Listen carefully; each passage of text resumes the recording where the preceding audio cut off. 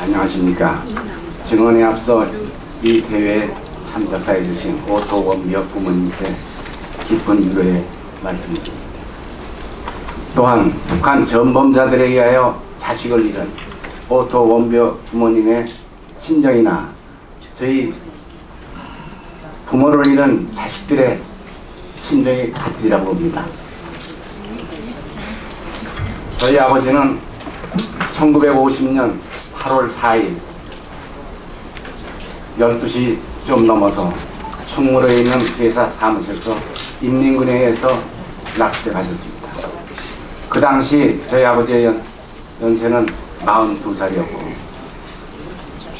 서울에서 전기관계 사업을 운영하셨고 서울 상공회의소 부회장, 대한청년단 임원으로 활동을 하셨습니다. 또한 산업박람회에서 이승만 대통령으로부터 감사장도 받았습니다. 그날도 여느 때와 똑같이 모시 정장을 입고 출근하셨는데 점심때 회사에서 전화가 왔어요. 사장님 납치돼 가셨다고. 그 소리를 듣고 백방으로 소문해야 모른다고 합니다. 그래서 저희 가족들은 틀림없이 저희 형제들이 많으니까 저는 그 당시 1남 1녀의 5째입니다. 초등학교 5학년 12살이었고요. 저희 형들은 다 의용군에 끌려갈 나이입니다.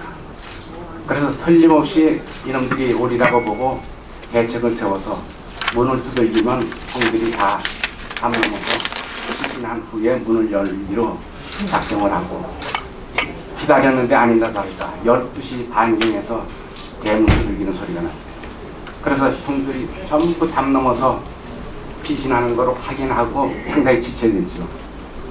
문을 열었더니 인민군 둘이 권총으로 저를 막 구탈하면서 이 깐나 새끼 왜 이제 나왔냐. 그래 맞고 이렇게 보니까 앞에 집차가 있는데 인민군 둘이 있고 뒤에 아버지가 거기 계셨어요. 그래서 아버지 하고 부르니까 아버지도 저를 보고 제 이름을 부르셔서 나오려고 그러는데 집차에 있던 인민군들은 저희 아버지를 무차히 구타하고 저를 잡고 있던 두 놈들 저도 엄청 부탁당했어요. 그래가지고 아버지가 이제 차에서 오다가 그냥 그런 분한테 어떻게 맞았는지 그냥 뭐 개끄듯이 끌려서 차에 태고 저는 그냥 이 사람들한테 끌려 들어왔어요. 그것이 우리 가족으로서 제 아버지 구타당하면서 납치된 현장을 먹게 한 우리 가족 중에 저밖에 없어요. 이놈들이 들어오더니 대뜸하는 말이 이 반동들 이승만 괴뢰도 당하고 잘 살았구나 그러면서 집을 수색하기 시작하는데 1시간을 수색을 해요. 그러고 나서 딱지들을 전부 붙이고 돌아갔어요.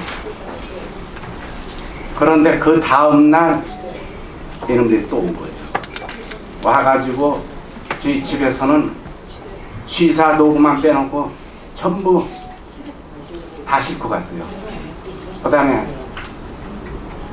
충무로 사무실 회사에 있던 물건들을 10초록을 가지고 왔고 거기엔 금고째 들고 가가지고 금고에는 서류가 우리 하나도 없어서 저희는 재산을 하나도 찾을 수가 없었어요. 그리고 서대문이 형무소가 뭘 다 수색을 해봐도 어디로 갔는지 몰라요. 나중에 이제 아버지 지인이 같이 평양으로 끌려가다가 탈출해서 9월 하순경에 연락이 왔어요. 네 아버지도 평양까지 끌려갔다. 그러니까 살아계신다. 이게 어떻게 끌려가셨냐 했더니 서대문 형무소에서 전부 엮어가지고 밤에만 끌고 가고 낮에는 산속에서 재우고 밥도 잘 안 주고 끌고 가다가 힘들어서 처지면 구타하고 그래도 못 쫓아가면 그 자리에서 총살해요. 이래서 평양까지 간 게 확인됐고 CIA에서 평양 입성대 입수한 지휘들이 작성한 납치 인사 명단에도 지 아버지 들어있고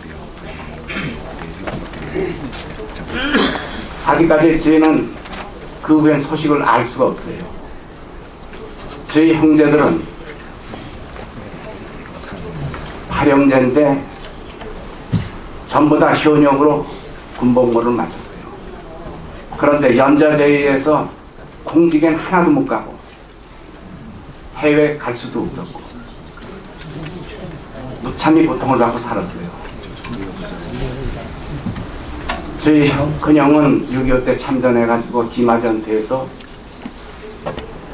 중화상을 입고 포로로 돼서 평양까지 끌려가서 포로 생활을 하다가 휴전회담 후 포로 교환 때 제1지로도 송환돼서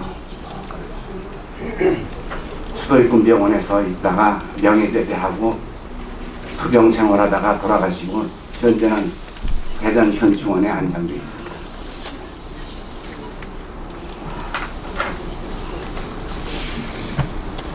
저희 지금 9남매 중에서 6이 다 사망했고 제 우위로 86된 형 하나, 저 81인 저 76된 동생 하나만 지금 남아있어요. 근데 형도 지금 투병 중이에요. 지가 바라는 거는 지 살았을 때 통일이 돼서 북한에 가서 그간의 아버지의 흔적을 좀 찾는 게 소원입니다. 연좌제 때문에 해제될 때까지 무진장 고통을 받고 참 비참하게 살았습니다. 그때 빼앗겼던 금고 때문에 현재도 한 몇 건을 찾았어요. 어떻게 찾았는데 전부 국고로 들어가 있어요. 이게 재판에서 3건 찾았는데 2건 패소했고 지난달에 한 건 또 찾은 거 지금 법원에 계류 중입니다. 아마 또 패소할 것 같아요. 이 지금 아버지가 납치돼 가셔서 그걸 증명을 못해서 이래서 이래 됐다 해도 법원에서 인정을 안 해요. 그래서 하여튼 통일되는 날까지 우리 살아있을 때까지 통일이 돼서 직접 흔적을 좀 찾아보고 싶습니다. 그리고 우리 가족회에 대해서 간단히 한 말씀 드리겠습니다.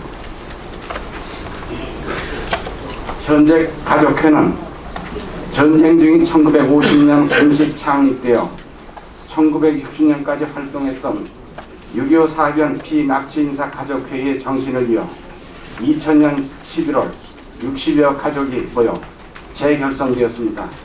2000년 첫 남북 정상회담 후 열린 기자회견에서 당시 김대중 대통령의 납북자 480여 명의 문제를 해결하겠다는 공식 언급에 우리는 놀라서 재결성된 가족회는 전쟁 중 납북된 약 10만 명의 지식인과 지도자 그리고 청장년들의 존재를 알리고 문제 해결을 위해 활동해왔습니다.